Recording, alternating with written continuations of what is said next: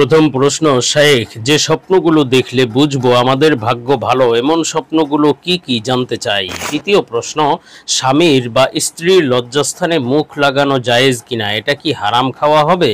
তৃতীয় প্রশ্ন, নিজের সন্তানকে আব্বু বা আম্মু বলা যাবে কিনা, এটা কি গুনাহ। আসসালামু আলাইকুম ওয়া রাহমাতুল্লাহি ওয়া বারাকাতুহু। আলহামদুলিল্লাহ ওয়াহদা ওয়াসসালাতু ওয়াসসালামু আলা মান লা নাবিয়্যা বা'দা। প্রিয় দর্শক, অত্যন্ত গুরুত্বপূর্ণ অনেক প্রশ্ন আমরা আপনাদের কাছ থেকে পেয়েছি। আজকের এই ভিডিওতে তন্মধ্য থেকে উল্লেখিত নির্বাচিত গুরুত্বপূর্ণ 3টি প্রশ্নের জবাব নিয়ে বিস্তারিত আলোচনা করবে ইনশাআল্লাহ। সুতরাং মনোযোগ সহকারে ভিডিওটি শেষ পর্যন্ত দেখবেন। আর আপনার কোনো প্রশ্ন থাকলে অবশ্যই কমেন্টে লিখে যাবেন, আমরা পরবর্তী ভিডিওতে জবাব দেবো ইনশাআল্লাহ। আর আমাদের সাথে সরাসরি যোগাযোগ করতে, প্রশ্ন করতে, আরও অসংখ্য মাসালা মাসাইল জানতে আমাদের ওয়েবসাইট, অন্যান্য চ্যানেলগুলো, ফেসবুক পেজগুলো ভিজিট করতে পারেন, যার লিংক নিচে ডেসক্রিপশনে দেওয়া আছে। তো প্রিয় দর্শক, কথা না বাড়িয়ে আমরা প্রশ্নের জবাবে চলে যাব। একটি প্রশ্ন ছিল যে, শেখ, যে স্বপ্নগুলো দেখলে বুঝবো আমাদের ভাগ্য ভালো এমন স্বপ্নগুলো কি কি জানতে চাই।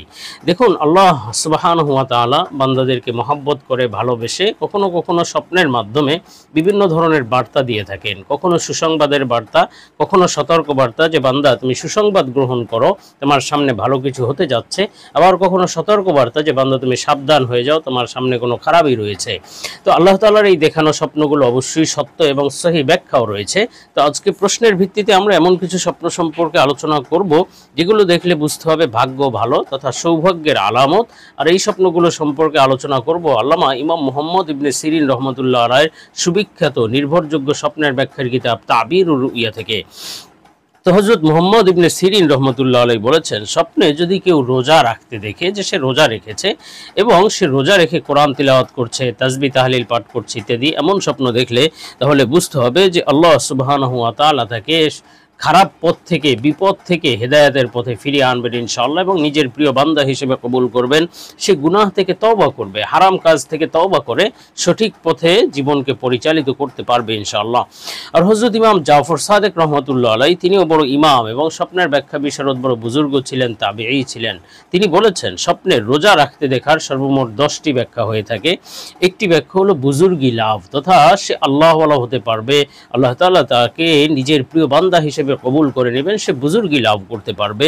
এবং আরেকটি ব্যাখ্যা হলো ক্ষমতা বা রাজত্ব লাভ করা, তথা সে ব্যাপক ক্ষমতার অধিকারী হতে পারবে ইনশাআল্লাহ। এবং আরেকটি ব্যাখ্যা হলো কোনো অসুস্থ ব্যক্তি যদি রোজা রাখতে দেখে বুঝতে হবে সে শীঘ্রই সুস্থতা লাভ করবে, আল্লাহ তাআলা তাকে সুস্থ করে দেবেন। এবং আরেকটি ব্যাখ্যা হলো সম্মান মর্যাদা লাভ করা, স্বপ্নে রোজা রাখতে দেখলে বুঝে নিতে হবে আল্লাহ তাআলা তাকে মর্যাদা বাড়িয়ে দেবেন ইনশাআল্লাহ। এবং আরেকটি ব্যাখ্যা হলো সে তাওবা করবে, সে বিপদ থেকে, খারাপ পথ থেকে ফিরে সহি পথে চলতে পারবে ইনশাআল্লাহ। এবং আরেকটি ব্যাখ্যা হলো সে প্রশংসনীয় জীবন যাপন করতে পারবে, মানুষ তার প্রশংসা করবে, ভালো ভালো কাজ সে করতে পারবে। এবং আরেকটি ব্যাখ্যা হলো সে হজ করবে, তথা স্বপ্নে রোজা রাখতে দেখলে বুঝতে হবে এটি হজ করার আলামত, আল্লাহ তাআলা তাকে হজ করার তৌফিক দেবেন ইনশাআল্লাহ। এবং আরেকটি ব্যাখ্যা হলো সে আল্লাহর রাস্তায় জিহাদ করার তৌফিক লাভ করবে। এবং আরেকটি ব্যাখ্যা হলো স্বপ্নে রোজা রাখতে দেখলে বুঝে নিতে হবে সে পুত্র সন্তান লাভ করতে পারে, আল্লাহ তাআলা তাকে হয়তো শীঘ্রই পুত্র সন্তান দান করবেন ইনশাআল্লাহ।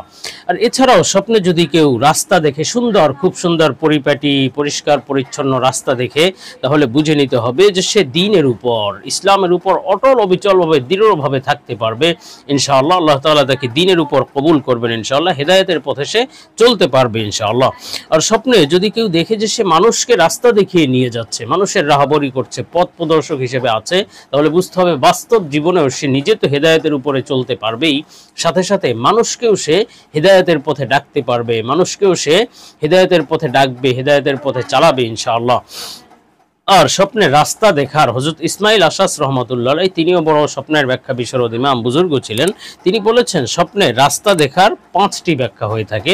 একটি ব্যাখ্যা হলো সে আরাম-আয়েশে জীবনযাপন করতে পারবে, আল্লাহ তাআলা তাকে সুখ শান্তি দিবেন জীবনে। এবং আরেকটি ব্যাখ্যা হলো সে নেক কাজ করতে পারবে, ভালো ভালো কাজ করতে পারবে, সঠিক পথে চলতে পারবে। আরেকটি ব্যাখ্যা হলো সে জীবনে কল্যাণ এবং বরকত লাভ করবে, আল্লাহ তাআলা তার জীবনকে শীঘ্রই কল্যাণময় এবং বরকতময় জীবন হিসেবে কবুল করবেন। এবং আরেকটি একটি ব্যাখ্যা হলো সে সহজভাবে জীবনযাপন করতে পারবে, সহজতার সাথে সে অর্থ সম্পদও লাভ করবে এবং সাথে সাথে আল্লাহ তাআলার রহমতও সে লাভ করতে পারবে ইনশাআল্লাহ। আর স্বপ্নে যদি কেউ চাঁদনি উজ্জ্বল রাত দেখে, যে খুব চাঁদনি চারিদিকে এবং উজ্জ্বল রাত, এমন স্বপ্ন দেখলে বুঝে নিতে হবে সে জীবনে আরাম আয়েশ সুখ স্বাচ্ছন্দ্য লাভ করবে, অশান্তি বিপদ আপদ দূর হয়ে যাবে ইনশাআল্লাহ। আর স্বপ্নে যদি কেউ গরুর রাখালি করতে দেখে, যে সে গরু রাখছে, এমন স্বপ্ন দেখলে তাহলে বুঝতে হবে সে শীঘ্রই ক্ষমতা লাভ করবে, বড় কোনো পদের অধিকারী হবে এবং সে প্রশংসা লাভ করবে এবং সচ্ছলতা লাভ করবে, দারিদ্রতা অভাব অনটন অসচ্ছলতা দূর হয়ে যাবে শীঘ্রই। আর স্বপ্নে যদি কেউ ছাগলের রাখালি করতে দেখে তাহলে বুঝে নিতে হবে সে হালাল সম্পদ, প্রচুর অর্থ সম্পদ লাভ করবে এবং সেটা হালাল হবে এবং সে মাল সম্পদ লাভ করবে, সাথে সাথে প্রশংসাও লাভ করবে। আর স্বপ্নে যদি কোনো ব্যক্তি ঘোড়ার রাখালি করতে দেখে, যে সে ঘোড়া রাখছে, এমন স্বপ্ন দেখলে বুঝতে হবে সে অধিকার লাভ করবে, নিজের অধিকার আদায় করে নিতে পারবে। এটা অবশ্য সৌভাগ্য বা ভাগ্য ভালো হওয়ার আলামত। তো যাই হোক, আমরা এর পরবর্তী প্রশ্নে চলে যাই। একটি প্রশ্ন ছিল যে নিজের সন্তানকে আব্বু বা আম্মু বলা যাবে কিনা, এটা কি গুনাহ? দেখুন, আমাদের দেশে নিজের সন্তানকে তথা নিজের ছেলেকে আব্বু ডাকা হয়, মেয়েকে আম্মু ডাকা হয়, অথবা বাবা মা বলে সম্বোধন করা হয়। এটা সম্পূর্ণরূপে ভালোবাসা থেকে, স্নেহ থেকে, মহাব্বত থেকে এই ডাকটা দেওয়া হয় বা এভাবে ডাকা হয়। তারা প্রকৃতপক্ষেই বাবা মা পিতামাতা হিসেবে বলা হয় না, যে এটাকে মিথ্যা বলা যায়, বরং এটা সম্পূর্ণ স্নেহ এবং ভালোবাসার একটি ডাক। এজন্য এটাতে কোনো গুনাহ হওয়ার সম্ভাবনা নেই, অথবা এভাবে ডাকলে কোনো ধরনের সমস্যা নেই, গুনাহ হওয়ার কোনো বিষয় নেই। যাই হোক, আমরা এর পরবর্তী প্রশ্নে চলে যাই। একটি প্রশ্ন ছিল যে স্বামীর বা স্ত্রীর লজ্জাস্থানে মুখ লাগানো জায়েজ কিনা, এটা কি হারাম খাওয়া হবে? দেখুন, আল্লাহ তাআলা আমাদেরকে হেফাজত করেন। অত্যন্ত পরিতাপের বিষয় যে পশ্চিমা অসভ্যতা, অপসংস্কৃতি, পশ্চিমা নোংরামি আমাদের দেশে এতটাই ছড়িয়ে গিয়েছে যে এই বিষয়টি কেমন যেন খুবই গুরুত্বপূর্ণ একটা অংশে পরিণত হয়েছে স্বামী স্ত্রীর যৌন জীবনে। বিষয়টি অত্যন্ত বড় প্রভাব বিস্তার করেছে, অথচ বিষয়টি কোনো সুস্থ রুচি সম্পন্ন মানুষের কাছে এতটা স্বাভাবিক নয়। এজন্য এই বিষয়টি থেকে পরিপূর্ণরূপে বেঁচে থাকা দরকার এবং বিষয়টি অবশ্যই রুচি বিরুদ্ধ, কারণ মুখ হলো আল্লাহ তাআলার একটা পবিত্র সৃষ্টি এবং এর মাধ্যমে মানুষ বিভিন্ন পবিত্র কাজ করে থাকে। সুতরাং এটাকে অপবিত্র জায়গায় লেহন করা বা অপবিত্র জায়গায় লাগানো, এটা থেকে বিরত থাকা চাই। বিশেষভাবে যদি নাপাক থাকে তাহলে নাপাক জায়গায় মুখ লাগানো অথবা নাপাক পেটে চলে যাওয়া থেকে এটা অত্যন্তই গর্হিত কাজ, এই বিষয়টি থেকে বেঁচে থাকতে হবে। তো প্রিয় দর্শক, আল্লাহ তাআলা আমাদেরকে বিষয়গুলো বুঝার এবং আমল করার তৌফিক দিন। আল্লাহুম্মা আমিন।